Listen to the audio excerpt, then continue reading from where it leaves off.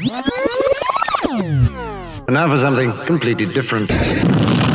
Smoke medical weed every day. The following thoughts on Hoppe Hour represent Ryan Hoppe and Fasted. Listener discretion is advised. Live from Tampa Bay, you are tuned in to Hoppe Hour. He's the voice of a generation that got screwed by the baby boomers. Welcome back to Hoppe Hour. Hoppe Hour. Hoppe Hour. Hoppe Hour starts in 4, 3, 2, Hoppe.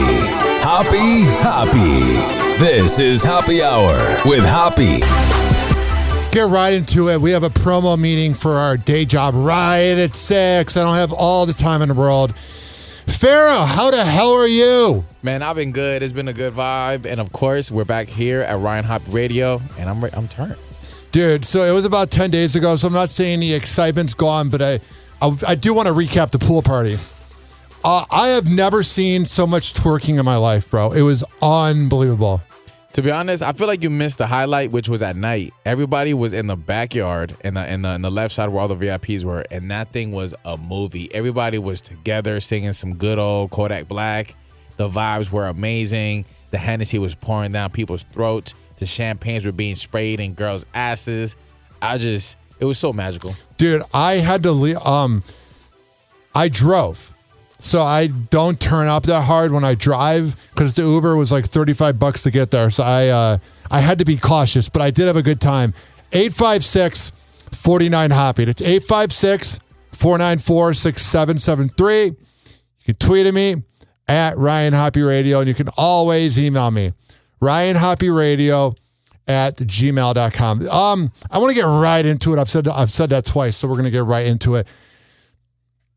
I'm done. I'm sick and tired of the rich and elite thinking that because they are the rich and elite, they can get away with anything. You are nothing more than another human being on this planet that takes a dump every morning and that is going to die someday. Just because you have money in your bank account doesn't mean you can get away with things. I'm done.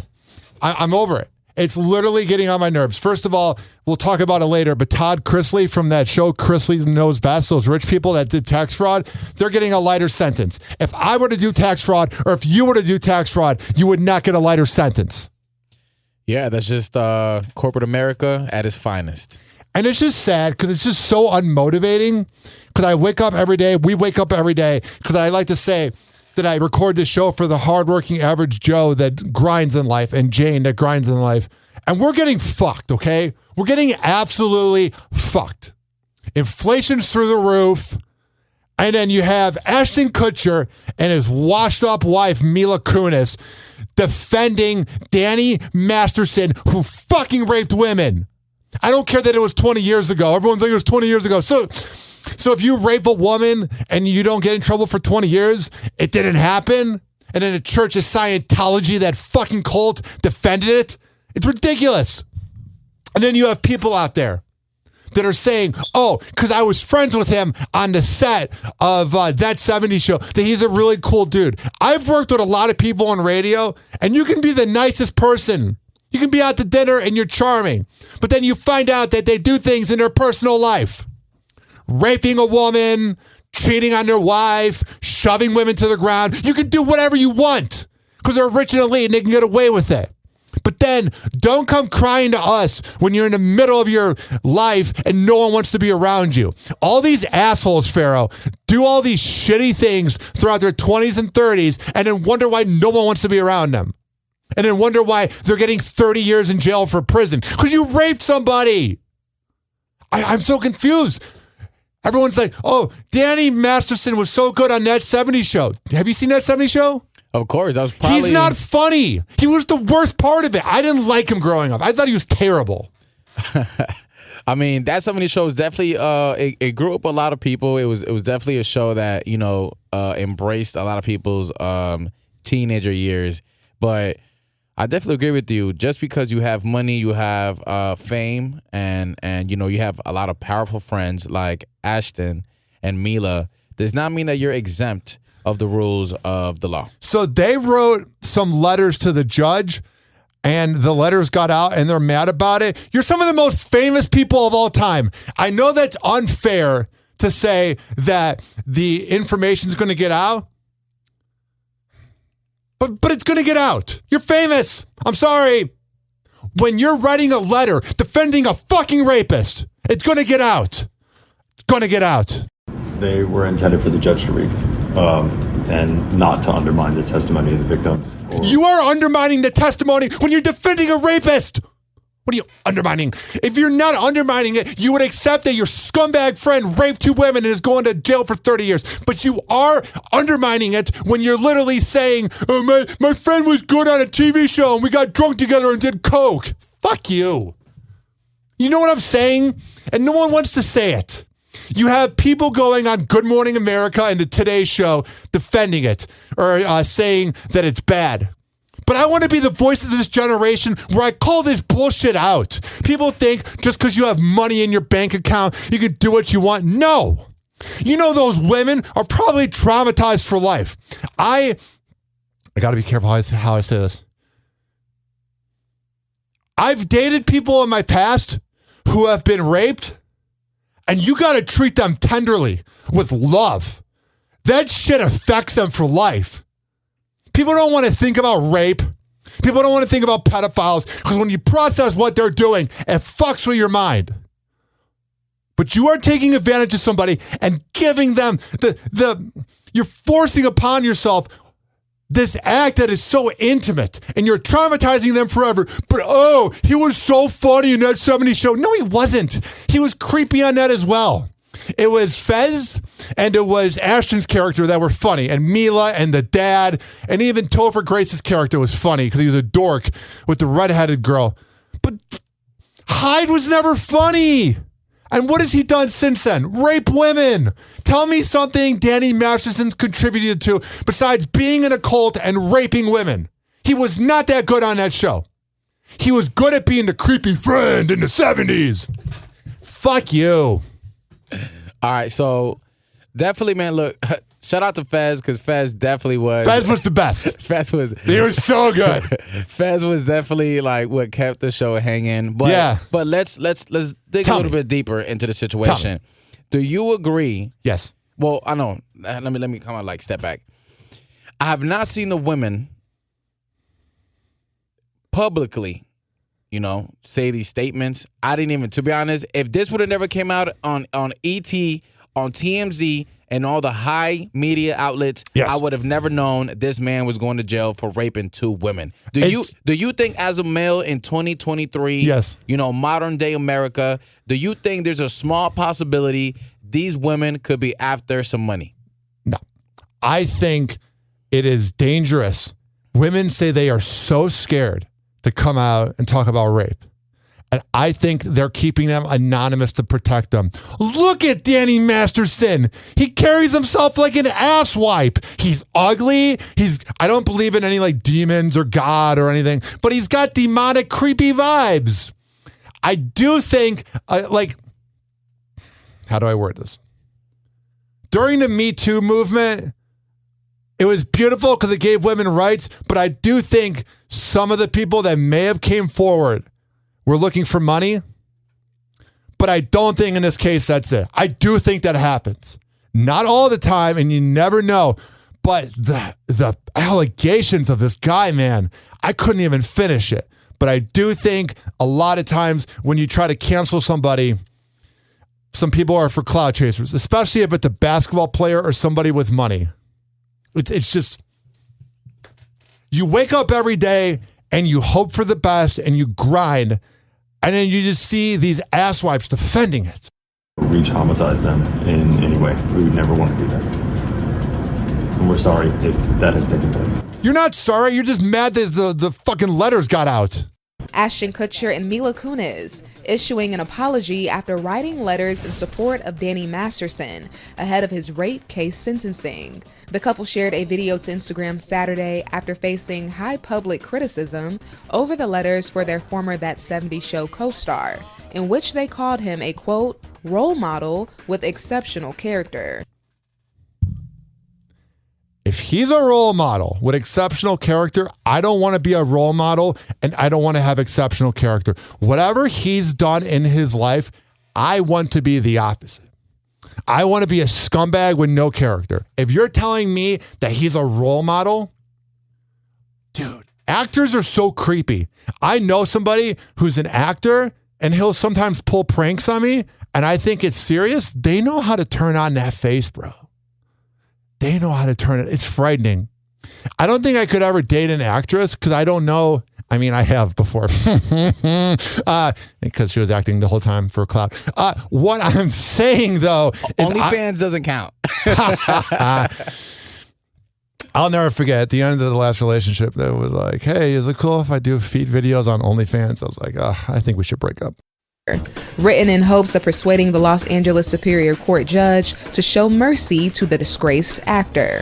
We are aware of the pain that has been caused by the character letters that we wrote on behalf of Danny Masterson. A couple months ago, Danny's family reached out to us and they asked us to write character letters. So if you're going to write character letters, right? My friend, we had a lot of good times. We did a lot of cocaine. We had a lot of sex with women. But he's a piece of garbage. That's his character.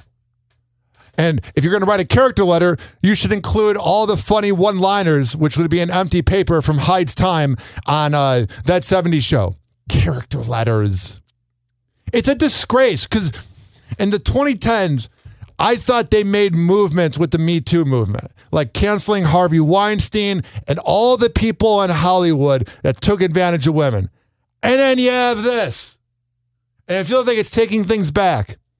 The same thing with that country music singer making that song, Don't Do This in a Small Town. Again, it's like we're taking steps back. And then we have a president for the first time ever in 22 years, didn't go to New York City for 9/11. Biden's in Alaska, taking a step back. It's $10 to get a hamburger helper meal. Taking a step back. Everything's taking a step back. This planet we don't deserve this planet, bro. We just shit on this planet all the time. We think we're going to live forever. We think we matter, and we really don't. We're just little specks in the universe. It's insane, dude. Our egos as humans, I had it in my 20s. I don't know what happened turning 30. We don't matter. All you got to do is show up to work, try your hardest, grind, and be nice to people. Pharaoh, if you were to be accused of rape and you were found guilty, I wouldn't talk to you anymore. I just would not. I love you like a brother. You're one of my closest friends. You are a G. You motivate me. Our phone conversations are cool, but you'd be done. Anybody would be done. My mom would be done. I don't want to associate with someone that takes... Ridiculous. But he was good at that 70s show. No, he wasn't. Represent the person that we knew for 25 years so that the judge could take that into full consideration relative to the sentencing. You didn't know him because he's not going to try to rape you. You're his friend, and she's your wife. I've been around people that cheat on their wife all the time and do shitty things. They're not going to act like that at a gala, Pharaoh. Do you ever see whenever like a public figure that everybody knows is a scumbag, but they're out at their like charity event or whatever, and they're not acting like that because that's their side life. Ashton never saw that because he's not going to rape Ashton. I mean, I wouldn't put it against him because he's a creep, but you know what I'm saying. No, what are we doing? No, I definitely feel like, and you kind of brought up a great point. Thanks. I don't know if you knew, but when boxers start to begin a fight, after the third fight, it's illegal for them to fight in the streets. That's how it should be with actors. After your third movie, after your third episode, you're so good at acting, you're no longer allowed to like have the same rules that a normal person would have because who knows if these people are lying, you know? Dude, the other day, my friend was telling me, and I know he's going to probably listen to this, but he was like, yo, this girl we know, she got pregnant. And his face was dead serious. And then an hour later, he was like, oh, I'm just kidding. And I was like, those people are dangerous. It was frightening. And I know my friend's listening because I adore him. But it was frightening. And I love this guy like a brother. He's one of my closest friends. But I was like, damn, you pulled that prank on me. Because he's done stage work. I think he's even been in movies. And he was able to like turn it on. I'm like, dog, you scaring me. While they explain why they participated in written defense of Danny, Ashton and Mila go on to clarify their intentions behind it. The letters were not written to question the legitimacy of the Yeah, they were. judicial system or the validity of the jury's ruling. You know what I hate about Mila Kunis is everything. Also, she's so pretty, but I love how in this video she's purposely looking ugly. So she's like, oh my God, I'm so affected by this. Yeah, she was definitely one of my celebrity crushes. Even since, like, just the clip that they showed from the 70s show, she was just such a baddie, bro. Jackie was beautiful. Yeah, she was definitely eye candy since young. And definitely, you know, throughout the years and the movies, she's definitely, you know, aged. I mean, she's definitely aged, but she's still America's sweetheart.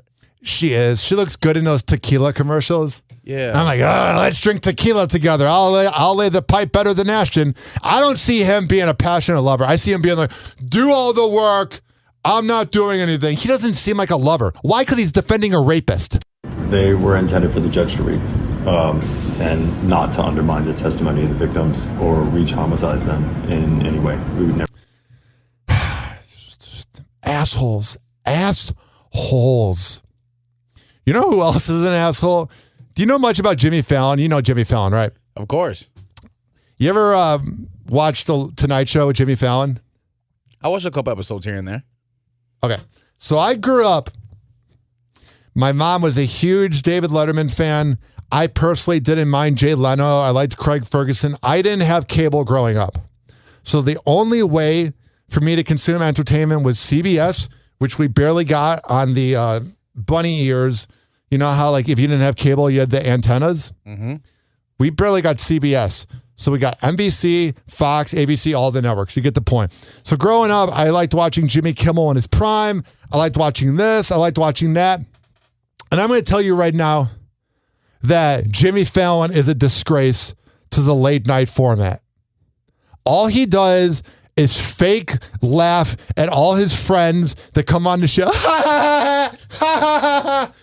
It's like, dude, can you do a legitimate interview? What the hell are you doing? You ever watch it where he'll have like, let's say Justin Bieber on, and Justin will be like, I was talking to Haley last night and we got into an argument. And then you'll have Jimmy Fallon. It's like, what are you laughing at, you cokehead?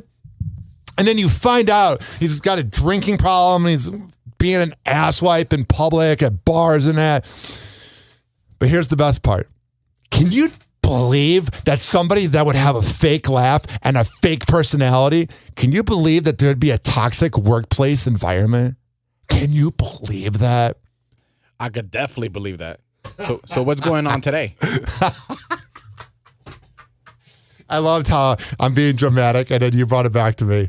That's why you're here, man. You're the best. 856-49-HOPPY. Efforts at damage control are on over at The Tonight Show after a devastating article claimed that host Jimmy Fallon has created a toxic workplace. Just hours after the article hit Rolling Stone magazine, Fallon was on Zoom with his staff. Amber Cogliano reports. Jimmy Fallon is apologizing following reports about toxic working conditions at the iconic Tonight Show. It's embarrassing and I feel so bad. Sorry if I embarrassed you and your family and friends. Oh, that sounds so legitimate and genuine. By the way, why are you saying sorry now that you got caught? If he really felt bad, he would have said sorry beforehand. He would have gone on up. It was like when David Letterman got caught cheating 15 years ago and he had that heartfelt thing even though he got caught. If Jimmy Fallon really believed that, he would go up there and say, hey, I've been really bad to my coworkers and I'm sorry. But Pharaoh, it literally took him getting caught for that to happen.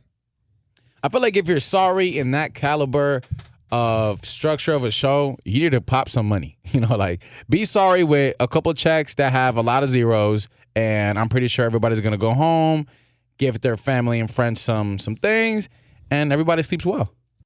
Fallon was quoted as saying during an emergency Zoom call for the staff, I feel so bad, I can't even tell you. I want this show to be fun. It should be inclusive for everybody. If it's going to be fun, you wouldn't be there. The apology comes following a bombshell Rolling Stone magazine expose. Rolling Stone magazine claims that behind the scenes at The Tonight Show, there were complaints about Jimmy Fallon's erratic behavior, mood swings, and hissy fits. Some former employees even claimed there were so-called crying rooms where staffers would sit and weep. Others claimed their hair was thinning and even suicidal thoughts due to the stress of working for Fallon. Man, what do you think of that? Well, okay. Tell me. I want to hear you. Let me kind of just pitch it back to you. Let me throw the ball back at you. Yeah, I want to hear this. You, as a professional radio host, how do you feel about having the quality of your show being jeopardized over other people? Do you feel that's something that Jimmy was feeling at the moment and that was going on with the situation? Okay. I do think that he is an asswipe to work with and not a good friend and not somebody I would want to work with. But on this show, I play the news clips live on the show and I don't listen to it beforehand because I want to hear all the information with you guys for the first time. A crying room is the most ridiculous thing I've ever heard. Go cry in your car. I've cried over my job before. I'm not going to lie. A crying room. That's the most Gen Z thing ever. Again, I'm sure Jimmy Fallon is horrendous to work with, but if you're in a crying room, that's where, listen, I call it like it is and I say it like it is. That is the wussification of America. Again, if there was an opening for The Tonight Show, I probably wouldn't take it unless I had some power. I probably would take it. But what I'm saying is he doesn't seem fun, man. But deal with it. I'm glad he got called out. I'm glad. But I don't like the guy at all. But at the same time, all these things they just said, come on, man. Grow up a little bit. You're in the entertainment business. They're scumbags. Your hair's thinning? Your hair is thinning because you're getting older. No. Your hair's not thinning because if Jimmy Fallon is the reason your hair is thinning, a job where they would replace you tomorrow or NBC could cancel the show, if you stress that much over your job, you're not living life right. If you have enough time to go with other coworkers to a crying room, that means you have time to go to the coke room. And that's what they're doing over there. Called crying rooms where staffers would sit and weep. Others claimed their hair was thinning and even suicidal thoughts due to the... All right, I'm not going to comment about the suicidal thoughts because I've never had one, but I've been to some really dark places. So that's different.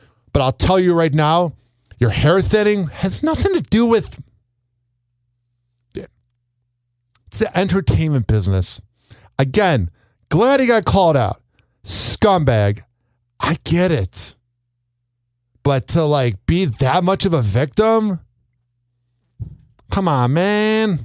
The stress of working for Fallon. Hello, everyone! Fallon was in London yesterday, but returned to New York to deal with the crisis. I heard you recently had a birthday. No.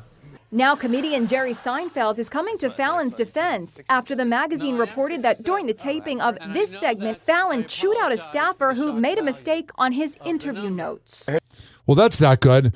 By the way, of course Jerry Seinfeld is going to defend Jimmy Fallon. Jerry Seinfeld's another asshole. Everybody that's ever met him says he's not a nice guy. So people that aren't nice are going to defend other people that aren't nice, Pharaoh. That's what I'm sick of. I'm sick of when these people like Ellen DeGeneres or Howard Stern or Jimmy Fallon or Wendy Williams, all the people and the people on ESPN I've heard are hard to work with. I hate when they get in trouble for being scumbags and then their other scumbag friends defend them. And it's of course you're going to defend them. Where's the voice in Hollywood that goes, no, yes, you're being wimps by having a crying room, but at the same time, this or that. But I mean, I feel like it's a double-edged sword because in Jimmy's situation, if they're saying that he roasted one of the workers because they messed up on his lines, that's something that in show business, it cannot happen. So if he does make a mistake, everybody's going to take shots at Jimmy, not the coworker. So he's definitely looking at it like, any mistake that happens in this show is called the Jimmy Fallon show. It's not the whatever, So it's kind of like that 50-50 line where it's like, okay, you can't expect people to be perfect 100%, but if you're getting paid the amount of money to be perfectionist, you should be having that perfect. It's like you need to have, it seems like people are scared to work with Jimmy. There's something going on with this environment where if they're messing up, that's because they're walking on eggshells. So Jimmy Fallon should definitely go about things more maturely. But man, if you're just messing up, of course he's going to be mad. He's on NBC, the network that's nothing but crap. Get it? 856-49-HOPPY. It's 856-494-6773. I heard that you had a burglary. I did not. No. This is a bizarre it's piece weird. of paper. Yeah, maybe this is for the next guest. Oh, that's bad. That's bad. You see? That's bad.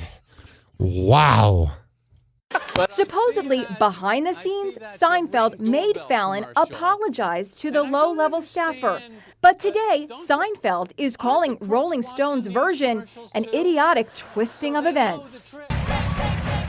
Reports of out-of-control drinking have dogged Fallon for years. Oh, I'm your host, Trippy Fallon. In 2015, he nearly lost his finger during an unexplained fall at home.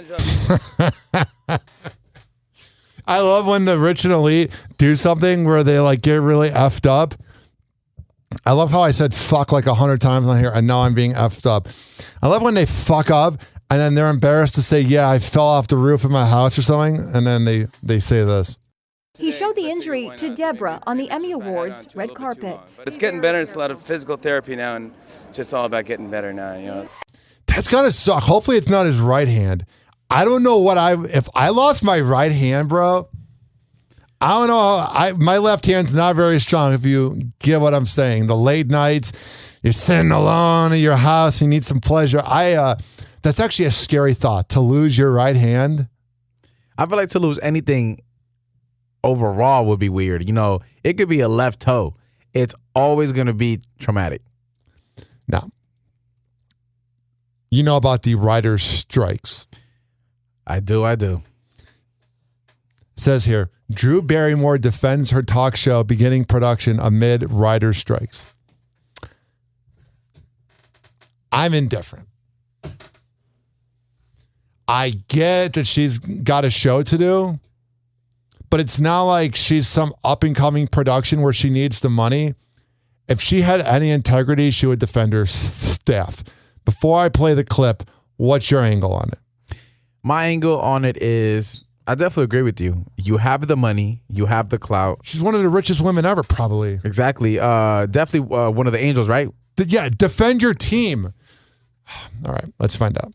Drew Barrymore is standing by her decision to start filming the new season of The Drew Barrymore Show amid the Writers Guild of America strike. Back in May, when the WGA initiated their strike, the 48-year-old actress was among the first to stand in solidarity with the striking writers by stepping away from hosting the MTV Movie and TV Awards. But on Sunday, Drew took to her Instagram to announce why she would be resuming production on the fourth season of her famous talk show, without writers it seems, penning in a lengthy post, "I made a choice to walk away from the MTV Film and Television Awards because I was the host and it had a direct conflict with what the strike was dealing with, which was studios, streamers, film, and television.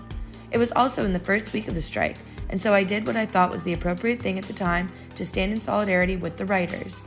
You did it at the time because you wanted to look good. You didn't care. If you cared, you would be with your team now. And that's probably why they're on strike. It's because underlings in the entertainment business, they're the ones doing all the work. She probably just shows up like Jimmy Fallon had with that information that was wrong. She probably just shows up and does the show. What I'm sick and tired of in the entertainment business, if it's being on the promotions team or if it's being a writer or whatever, is you do all the work. And if one thing goes wrong, everything gets blamed on you. But if the workload's not fair, there's going to be human error. It's unbelievable. Exactly, especially when there's a big space in the bracket of the money. Yes, sir. You brought up, from being a McDonald's worker to being in the promotions team, to being a big time writer for the biggest Netflix shows. They give the work, they give the hardest work to the people who have the most important job, and they do not pay them well. It's insane. And to be clear, our talk show actually wrapped on April 20th, so we never had to shut down the show. However, I am also making the choice to come back for the first time in this strike for our show. That may have my name on it, but this is bigger than just me. Sponsors have to be tripping. That's got to be what it is. If you say it's bigger than just me. But again, you're so rich. What I hate about rich people, because we're rich in abundance, but when we have tons of money in our bank account, I'm not going to like donate all of it because you got to keep it. But I'm not going to be like afraid to help out others. I feel like they have this weird ego, the rich and elite, where they like looking at their bank account and it says like 30 million and they don't want it to say $29,400,002. Like, I feel like there's something where because Howard Stern did it. One of his people on his team, his wife had cancer, and he created a GoFundMe, Scott the engineer did, to promote his wife's cancer, and Howard didn't promote it on air or donate. He's got like 800 million. It's like him, Jeff Bezos, all these guys just, they want to hold on to their money. Well, you can't bring it with you when you die. And if you, me. And then these guys that have all the money that have the me attitude, they wonder why no one wants to be with them at the end of their life. You listen to Howard Stern complain about life all the time because even though you were talented, you treated people badly. The same thing's going to happen with Drew Barrymore. Same thing's going to happen with Fallon. At the end of their life, when they're sitting in their mansion, they're going to look back and go, man, we should have treated people better. I've seen it in radio. Not people I've even worked with, but just people who get to the top of their game. And then they crash, and then they're like, what's wrong? It's like, you didn't treat anybody well. I'm not saying you have to be overly nice to people. You can be kind of a dick because you got to command a room, but you got to be nice enough to like say, hi, how's it going? Come on, man. Just simple human being vibes. Yes. That's just pretty much it. And, that's what pretty much money does. It starts destroying people from the inside. And I was talking about this the other day and just kind of agreeing with your point. A lot of people get to the top of their game. They forget where they came from. They let the money kind of cloud their judgment on who they are. And they forget at the end of the day, once you leave the place where you're making the money at, you're just another normal human being, and it doesn't make you any better just because your bank account has more zeros than the person right next to you. Speaking of that mindset, and we're going to give you the phone number, 856-49-HOPPY. It's 856-494-6773. At least Drew Barrymore and Jimmy Fallon have somewhat of talent, and they need their money or whatever. Kevin Costner's ex-wife, Christine, has a request for $885,000 in attorney fees. Whoa. She already was asking for all this money in alimony. This talentless loser needs to get a job. She needs to create a company or something. I love, and this is not me being sexist, this just goes with the facts, because I can't really speak on gay couples, but I don't think this happens in gay marriages. I love when these trophy wives that base everything off of their youth and age, but have no personality and marry an older guy. And then that older guy has a reputation for only wanting to date younger women.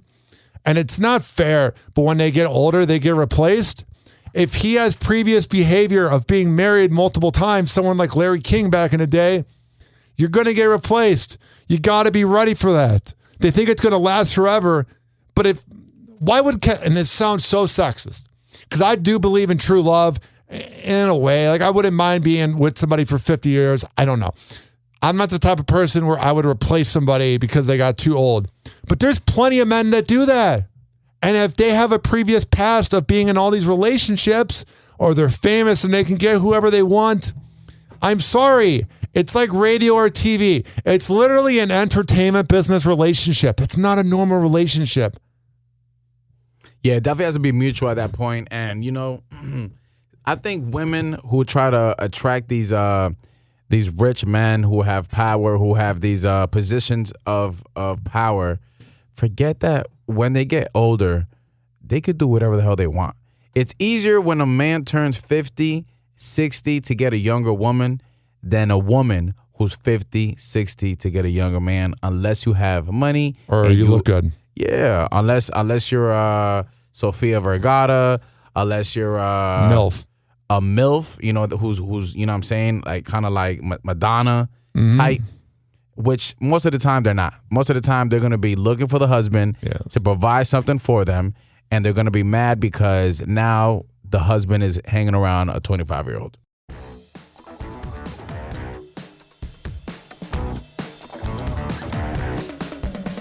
Oh, Kevin Costner and Christine Baumgartner have settled, or the judge rather has settled the judge settled it. The child support. They didn't settle it. Yeah, the child support issue. And Kevin won. Which Kevin came out on top in. And hell yeah!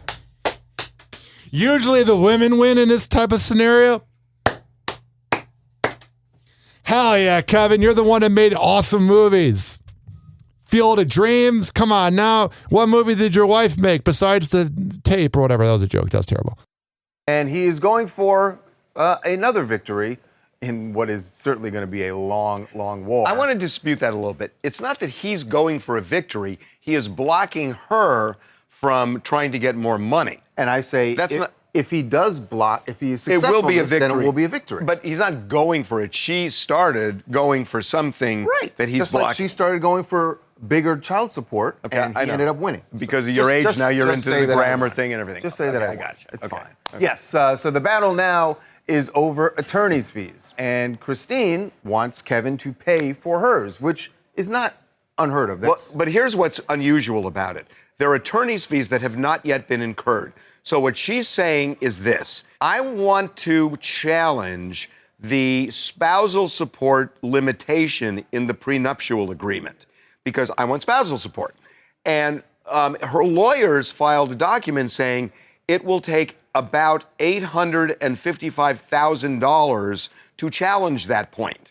There's going to be a trial on it in a couple of months. Well, Kevin's lawyer, Laura Wasser, was just incredulous and said, based on their fee, you're saying it's going to take her lawyers more than 1,100 hours to figure out how to argue that the spousal support provision shouldn't be enforced. Now, we should say, Harvey, it's very common, it happens in every big case, that the wealthier of the spouses typically will be ordered to pay the attorney's fees of the less wealthy spouse. So there's nothing... Whatever.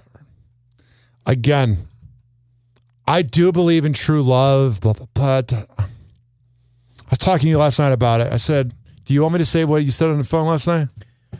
I said a lot of things. I was probably high.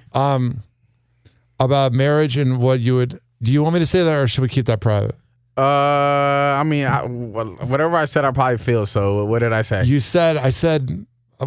remember exactly where I was. I was driving down the block going to racetrack because I have that free coupon from Tyson's office to get a large soda and get a Polar Pop. And I really wanted some Mountain Dew last night because I had some work to do and I needed caffeine. And I'm driving down the road and we had two conversations. One that was like 20 minutes, one that was 11 minutes. And the one that was 11 minutes, I asked you, do you ever see yourself getting married? And you said, I see myself having a kid before I get married. Dude, this is why.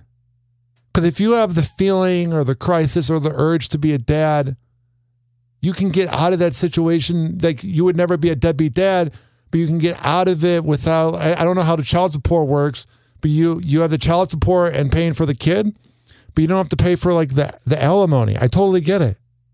I don't know how that works because I don't have any kids and I got a vasectomy and I'm probably never going to have kids unless I meet some girl that's the woman of my dreams that I changed my mind on. But this is why millennials are having kids without marriage, because we're seeing the boomers that fucked it up. And even the marriages, bro, that you hear about, these fucking, the ones that are like close to dying, the ones that are born in 1920, because there was no options back then. You met somebody and you're like, oh, let's get married and have kids. It's the boomer generation. It's after World War II. But now it's like so hard to live. Even the idea of like, so I've had 3 girlfriends. First one, the relationship was about 6 weeks, about 3 months. It was puppy love. And it was in 2016, and me and her actually made up, and we smoked a doobie, and we're good, about 4 years ago. But she said some things about radio that made me remember why I dumped her.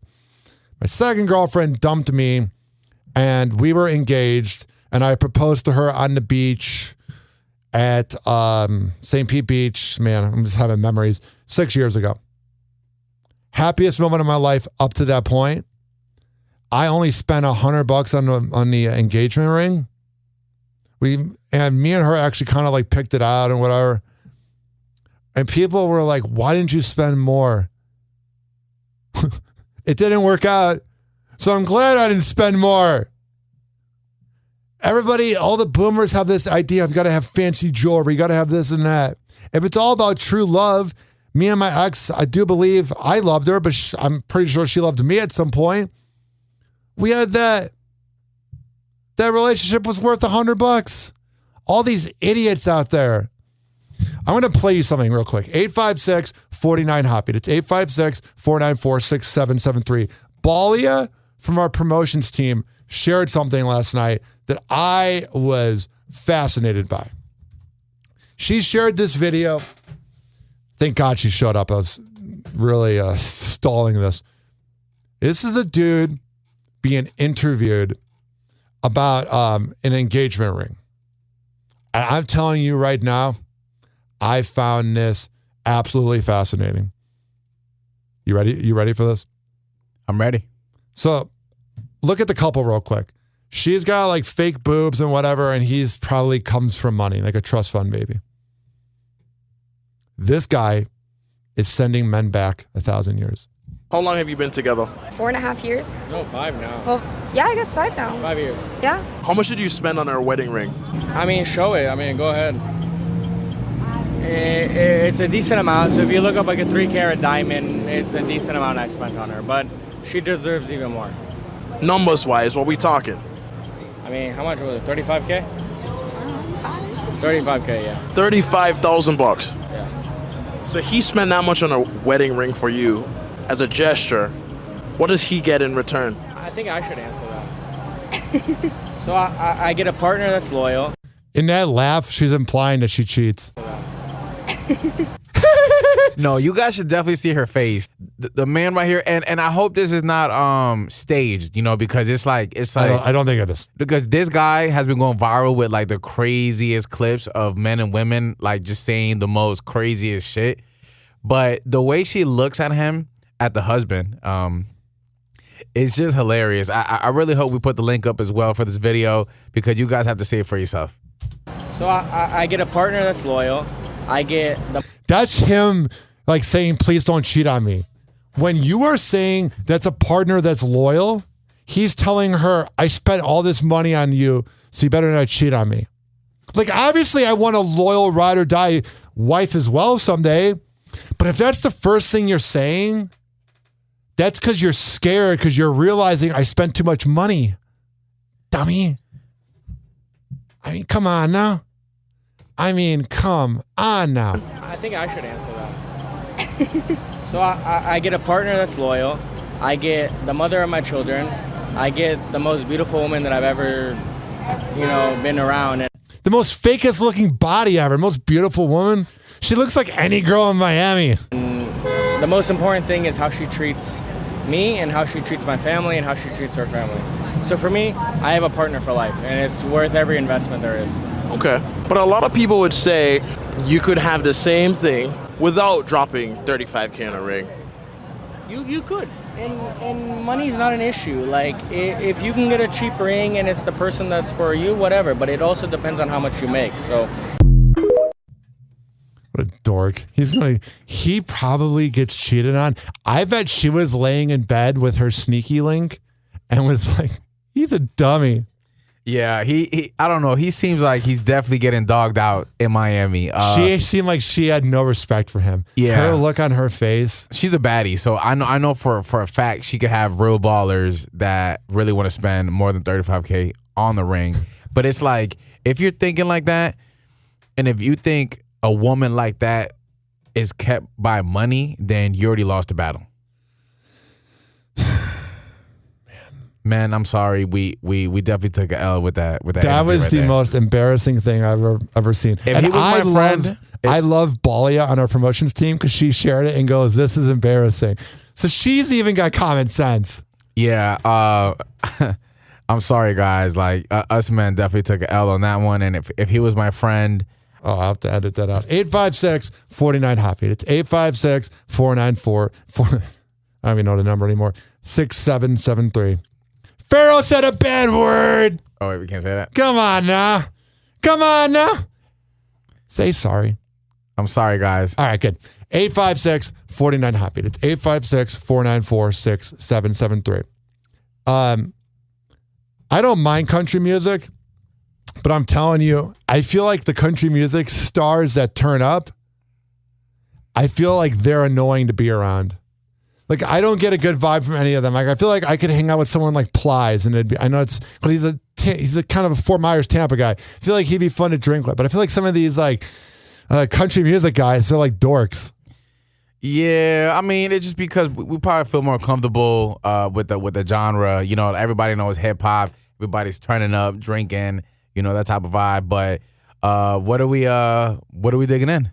So I want to start by saying, I have to deal with the legalities of it. I did go to jail. I didn't play favorites, and I was an idiot today. Zach Bryan is speaking out after his recent run-in with the law. The country singer is breaking his silence after he was arrested in Oklahoma on September 7th. Zach was taken into police custody in Veneta, Oklahoma, located northeast of Tulsa, on September 7th for obstruction of investigation, according to NBC affiliate KJRH. The 27-year-old bonded out of the Craig County Jail per the outlet, nearly an hour and a half after being booked. Shortly after the incident, Zach issues an apology on social media. He writes on X, formerly known as Twitter, quote, "Today I had an incident with the Oklahoma Highway Patrol. Emotions got the best of me, and I was out of line in the things I said. I support law enforcement as much as anyone can. I was just frustrated." He continues, "In the moment, it was unlike me, and I apologize."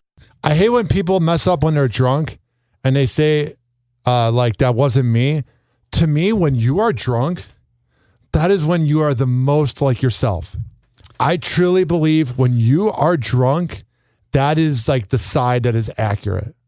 I mean, you're definitely a little bit more open and a little bit more vulnerable in those moments. But, you know, sometimes we do have to agree you do things out of the timing, you know, like, let's just say you're extra trashed, you see some women, you want to say some crazy things to them.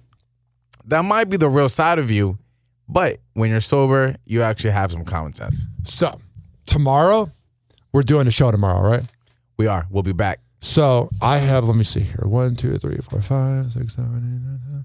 I have 12 headlines, and there's going to be more tomorrow. So what I'm going to do is save all of these because right now it's 5:53 p.m. and we got to go to our promotions meeting, and I just don't want to be late. So let me see how long we've recorded this show without a commercial break. 49 minutes. I used to do that amount of talking in a row at 102.5 The Bone. Promote yourself. Where can people find you? Listen, you guys can find me at YNGFaro. That is my Instagram. And you can find me at YNGFaro on X, previously known as Twitter. I'm always there talking smack and, of course, giving you good quotes, good energy, and just pretty much sharing my thoughts about life and my day. At Ryan Hoppe Radio on all social media. All the info is at ryanhopperadio.com. All right.